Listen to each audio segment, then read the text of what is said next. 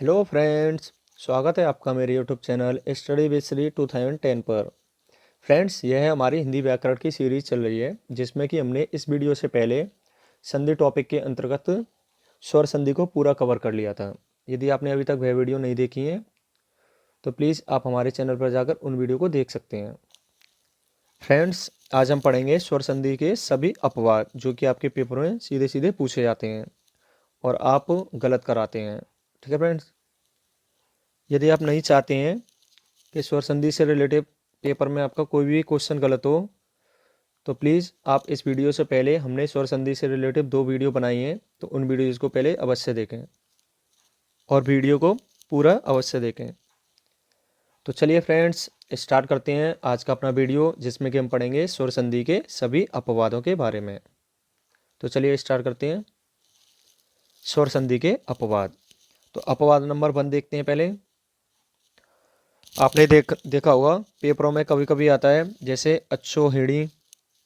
अच्छोहिड़ी अच्छोहिड़ी शब्द में कौन सी संधि है?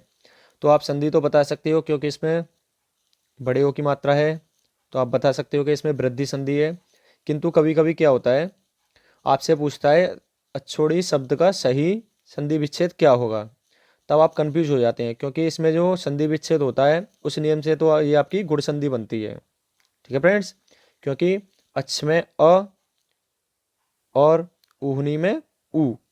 तो हमने पढ़ा था गुण संधि में जब आ का मेल ऊ से होता है तो आपका ओ में बदल जाता है, जो कि आपका गुण संधि का नियम होता है। किंतु ये अपवाद है, इसलिए अच्छ प्लस ऊहनी का क्या बनता है आपका अच्छोहिणी। ठीक है फ्रेंड्स, तो आपको ध्यान रखना है, यदि आपके पेपर में क्वेश्चन पूछा जाए कि अच्छोड़ी शब्द में कौन सी संधि है, तो आप क्या बताओगे? वृद्धि संधि। ठीक है फ्रेंड्स, किंतु अगर आपसे पूछे कि अच्छोड़ी शब्द का सही विच्छेद क्या होगा, तो आप क्या बताएंगे? अच्छ प्लस ऊहनी। ठीक है फ्रेंड्स, इसी तरीके से 4 और संधि हैं जिनमें कि आपका वृद्धि संधि होता है, किंतु इनका संधि विच्छेद आपका गुण संधि में होता है। जैसे स्वेर। स्वेर का आपका संधि विच्छेद क्या होता है? स्व प्लस ईर, जो कि गुण संधि के अकॉर्डिंग हो रहा है। ठीक है, लेकिन आपको ये क्या याद रखना है, स्वर संधि का सही संधि विच्छेद क्या होगा? स्व प्लस ई। ऐसे ही स्वरिड़ी का क्या होगा? स्व प्लस ईरिड़ी। प्रोण का क्या होगा? प्र प्लस ऊड। और प्रोह का प्र प्लस ऊह। ठीक है फ्रेंड्स, तो आई होप आपको ये अपवाद सारे समझ में आ गए होंगे। कहने का मतलब ये है, ये जो आपकी 5 संधि हैं, स्वर, स्वरिड़ी, प्रोण, प्रोह और अच्छोहिड़ी, इन सभी में आपसे क्वेश्चन में पूछा जाए कि इन इन संधियों में कौन सी संधि है, तो आप क्या आंसर देंगे? वृद्धि संधि। ठीक है फ्रेंड्स, और इनका संधि विच्छेद पूछे तो ये आपको ध्यान रखना है, संधि विच्छेद किस तरीके से हो रहा है इसके गुण संधि की। जैसे स्व प्लस ईर, स्व प्लस ईरडी, प्र प्लस ऊड, प्र प्लस ऊहु, अच्छ प्लस ऊहुनी। ठीक है फ्रेंड्स, आई होप आपको ये अपवाद अच्छे से समझ में आया होगा। जिसकी नहीं समझ में आया है दोबारा से वीडियो को बैक करके देख लें। ठीक है फ्रेंड्स, आगे बढ़ते हैं हम। जैसा कि मैंने आपको बताया वही है इसमें नोट में कि स्वर, स्वरिड़ी, प्रौढ़, प्रोह, अच्छोहिड़ी में वृद्धि संधि है। इन सभी में कौन सी संधि आपकी? वृद्धि संधि। लेकिन इनका जो संधि विच्छेद हो रहा है वो किस में हो रहा है? गुण संधि में। ठीक है फ्रेंड्स, आगे बढ़ते हैं। अब हम पढ़ते हैं अपवाद नंबर 2। पहला है आपका दंतोष्ट, दूसरा है अधरोष्ट, तीसरा सुखार्थ, चौथा दशार्ध, पांचवा ऋणार्थ, छठवां वसनार्ध, सातवां प्राण और आठवां कम्बलार्ध। आपके ये जो शब्द दे रखे हैं, इन सभी में भी आपकी कौन सी संधि है? वृद्धि संधि। ठीक है फ्रेंड्स, कौन सी संधि है? वृद्धि संधि, ये याद रखना। ठीक है, लेकिन ये अपवाद क्यों है? क्योंकि आपने देख रखा होगा कि वृद्धि संधि में तो आपकी बड़े ओ की मात्रा आती है, अर्थात 2 मात्रा आती हैं, लेकिन इन सभी में क्या है? एक एक मात्रा है। ठीक है फ्रेंड्स, तो आपको क्या याद रखना है, जैसे आपसे पूछा है दंतोष्ट शब्द में कौन सी संधि है, तो आप क्या बताएंगे? वृद्धि संधि। किंतु इनका जो संधि विच्छेद होता है वो कैसे होगा? दंत प्लस ओष्ठ। अब नियम से देखा जाए तो दंत में अ है और ओष्ठ में ओ है, तो इन दोनों के मिलने से बड़ा ओ आना चाहिए, जबकि आ रहा है छोटा ओ, इसलिए ये अपवाद है। ठीक है फ्रेंड्स। तो आपको क्या याद रखना है कि दंतोष्ठ का सही संधि विच्छेद क्या होगा, ये, और दंतोष्ठ में कौन सी संधि है, वृद्धि संधि। ठीक है फ्रेंड्स। ऐसे ही अधर ओष्ठ, अधर प्लस ओष्ठ, तो क्या बनता है इसका, अधरोष्ठ, जबकि होना चाहिए था बड़ा ओ। ठीक है फ्रेंड, इसलिए ये अपवाद है।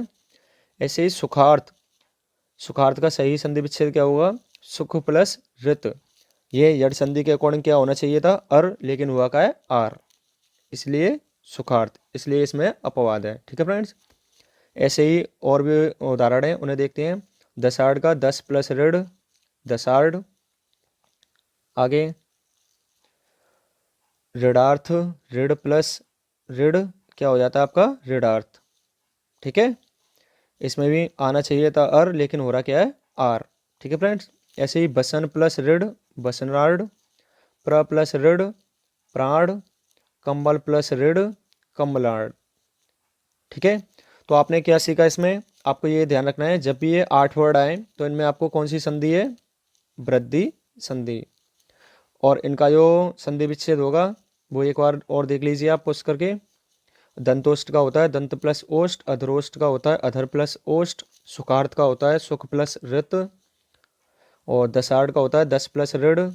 ऐसे ही ऋणार्थ का ऋण प्लस ऋण ऋणार्थ होता है।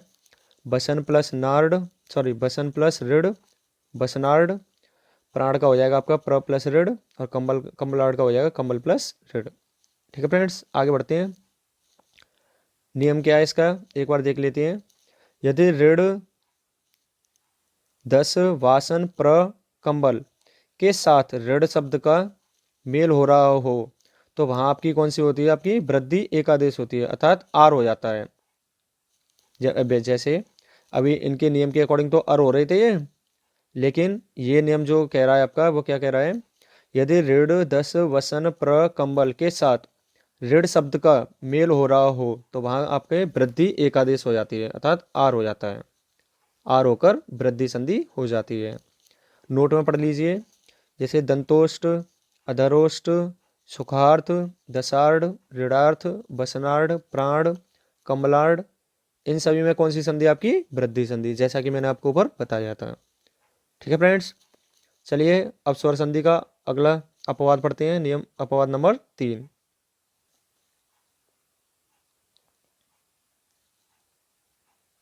अपवाद नंबर 3, ह्रस्वीकरण या फिर लघु के अनुसार। कहने का मतलब इस अपवाद में क्या होता है, आना चाहिए बड़ा आ लेकिन आ जाता है छोटा आ। ठीक है, जैसे एग्जाम्पल के थ्रू समझते हैं।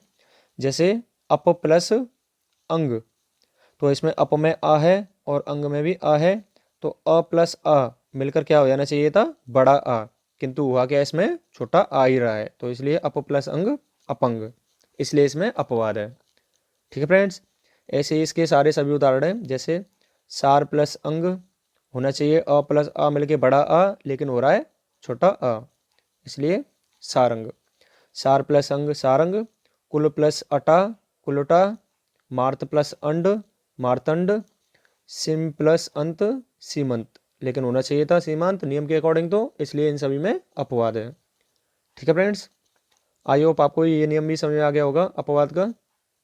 चलिए बढ़ते हैं अपने नेक्स्ट अपवाद पर, अपवाद नंबर 4। उससे पहले पहले इनमें कौन सी संधि है ये पढ़ लेते हैं। कहने का मतलब ये है, अपंग, सारंग, कुलटा, मार्तंड, सीमंत, पतंजलि। पतंजलि का होता है आपका पतत प्लस अंजलि, इन सभी में कौन सी संधि है, दीर्घ संधि, क्योंकि नियम के अकॉर्डिंग अप प्लस अंग अपांग, सॉरी अपांग होना चाहिए, कहने का मतलब बड़ा आ आना चाहिए, इसलिए इसमें सभी बड़े आ हैं, और बड़ा आपका किस में आता है, दीर्घ संधि में, इसलिए अपंग, सारंग, कुलटा, मार्तंड, सीमांत, इन सभी में आपकी कौन सी संधि होगी, दीर्घ संधि। ठीक है फ्रेंड्स, बढ़ते हैं अपने अगले अपवाद पर, अपवाद नंबर 4। इसमें क्या है, दीर्घीकरण के अनुसार। जैसे उत्तर प्लस खंड, तो क्या हो जाएगा, उत्तराखंड।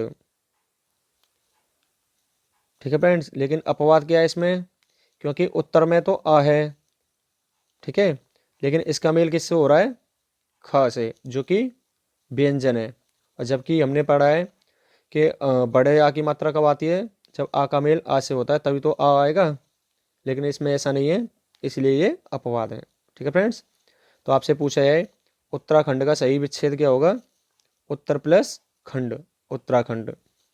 इसमें कौन सी संधि होगी आपकी, दीर्घ संधि, क्योंकि इसमें आ की मात्रा आ रही है। ठीक है फ्रेंड्स, ऐसे ही मार प्लस मारी तो क्या हो जाएगा, मारा मारी, इसमें भी आपकी दीर्घ संधि है। धड़ प्लस धड़ इक्वल टू धड़ाधड़, तो इसमें भी आपकी दीर्घ संधि हो जाएगी। काय प्लस कल्प कायाकल्प, इसमें भी दीर्घ संधि है। अपवाद क्यों है आप लोगों को समझ में आ रहा है ना, क्योंकि देखो इसमें र, इसमें तो आ है लेकिन इसमें आगे क्या है, व्यंजन। लेकिन हमने पढ़ा है आ का मेल आ से होता है तभी तो बड़ा आ बनता है, लेकिन इसमें ऐसा नहीं है, इसलिए ये अपवाद है। ठीक है फ्रेंड्स, आगे और पढ़ते हैं। मूसल प्लस धार तो क्या हो जाएगा, मूसलाधार, इसमें भी आपकी दीर्घ संधि है। ये सभी दीर्घ संधि के उदाहरण हैं, ठीक है, लेकिन अपवाद में। दीन प्लस नाथ दीनानाथ, विश्व प्लस मित्र विश्वामित्र, प्रति प्लस कार प्रतिकार, प्रति प्लस हार प्रतिहार, प्रभु प्लस दयाल प्रभु दयाल, प्रति प्लस हारी प्रतिहारी। ठीक है फ्रेंड्स, इसमें वैसे लिख रखा है, इस पेज में जितनी हमने संधियां पढ़ी हैं वो आपकी कौन सी हैं, दीर्घ संधि। ठीक है फ्रेंड्स, चलिए आगे बढ़ते हैं, पढ़ते हैं अपना अगला और लास्ट अपवाद गुणादेश के अनुसार। ठीक है फ्रेंड्स, पहला अपवाद देखते हैं, प्र प्लस एशक तो क्या बन रहा है इसका, प्रेषक। जबकि नियम क्या कहता है आपका, जब आ का मेल ए से हो तो आपकी बड़ी ए बनती है, लेकिन इसमें क्या लग रहा है, छोटी ए, इसलिए ये अपवाद है। तो प्रेषक का संधि विच्छेद सही क्या होगा, प्र प्लस एशक। ऐसे ही प्रेषण का प्र प्लस एषण। ठीक है फ्रेंड्स, ऐसे ही प्र प्लस एसिति प्रेषिति, अपवाद इसलिए है क्योंकि इसमें बड़ी ए आनी चाहिए, लेकिन आ क्या रहा है आपका, छोटी ए। ठीक है फ्रेंड्स, बिंब प्लस ओष्ट क्या बन जाएगा आपका, बिंबोष्ट। आगे और देख लेते हैं, जैसे सुख प्लस ओधन, सुख प्लस ओधन, तो इसमें क्या क्या बन रहा है, सुकोधन, जबकि बनना चाहिए था क्या, सुकोधन, इसलिए ये अपवाद है। ठीक है फ्रेंड्स, शुद्ध प्लस ओधन शुद्धोधन, दुग्ध प्लस ओधन दुग्धोधन, मिष्ट प्लस ओधन मिष्टोधन।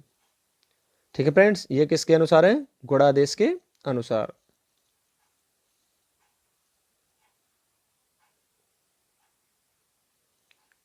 चलिए आगे बढ़ते हैं। अब इसका आपका लास्ट अपवाद बचता है अपवाद नंबर 6। अपवाद नहीं है, कहने का मतलब कुछ संधियां ऐसी हैं जिसमें एक से अधिक संधि होती हैं। जैसे गवेंद्र, गवेंद्र को हम कैसे कैसे बना सकते हैं, गौ प्लस इंद्र, अयादि संधि से बन जाएगा ये, क्योंकि ओ की मात्रा है तो ये किस में बदल जाएगा, अय में। जैसे छोटे ओ की मात्रा होती है तो वो किस में बदल जाएगी, आपकी अय में। तो आपका गा में से ओ की मात्रा हटा देंगे और इसमें अय अ लगा देंगे तो अ हो जाएगा, कहने का मतलब ग हो जाएगा। आगे या पे ई की मात्रा हो जाएगी, सॉरी ओ का हो जाता है आपका अब, ओ का आपका क्या हो जाएगा, अब। तो इसे इस तरीके से बनाएंगे तो आपका क्या बन जाएगा, गवेंद्र, जिसमें कि आपकी कौन सी संधि होगी, अयादि संधि। ऐसे ही इसको एक और तरीके से संधि विच्छेद किया जा सकता है, गव प्लस इंद्र। जैसे आ का मेल ई से होता है तो किस में बदल जाता है, ए में, गुण संधि के अनुसार। तो इसका क्या बन जाएगा, गवेंद्र। ठीक है फ्रेंड्स, ऐसे ही गवाच का गौ प्लस अच, इसमें अयादि संधि है, क्योंकि ओ से अभी जो पढ़ा हमने ऊपर, ओ का बन जाएगा आपका अब। ठीक है फ्रेंड्स, अब गा पे आ की मात्रा ग हो जाएगा पूरा, और वा पे आ का मेल आ से हो जाएगा, तो ये आपका क्या बन जाएगा, गवाच। ऐसे ही गव प्लस अच्छ, ये भी इसका संधि विच्छेद है। तो आपका गवाच के दो बन गए, गौ प्लस अच्छ अयादि, और गव प्लस अच्छ बनेंगे तो गुण संधि। ठीक है फ्रेंड्स, आगे देखते हैं। पवित्र, पवित्र के दो बन जाते हैं, पौ प्लस इत्र पवित्र, या फिर पू प्लस इत्र यड़ संधि से। ठीक है, कैसे बना, जैसे पू पे ऊ की मात्रा है तो ऊ का मेल किसी असमान स्वर से होता है तो ऊ किस में बदल जाता है आपका आधे वा में। ठीक है फ्रेंड्स। अब आपका पू इसमें से यहाँ पा रह गया और वा पे ई की मात्रा लग गई, आगे त्र पवित्र। इसी तरीके से रामायण के भी आपके 3 संधि विच्छेद होते हैं। यदि आपका पूछे राम प्लस अयन इसमें कौन सी संधि है तो आप क्या कहेंगे दीर्घ संधि है। राम है प्लस अन इसमें बोलेंगे अयादि संधि है। राम प्लस अयन इसमें हो जाएगी आपकी व्यंजन संधि। कहने का मतलब रामायण के भी आपके 3 संधि विच्छेद हैं। यदि राम प्लस अयन में पूछे कौन सी संधि है तो आपकी दीर्घ संधि बनेंगे, इन सभी के रामायणी संधि बनेगी। ठीक है फ्रेंड्स, एक बार दोबारा से रिपीट कर लेते हैं।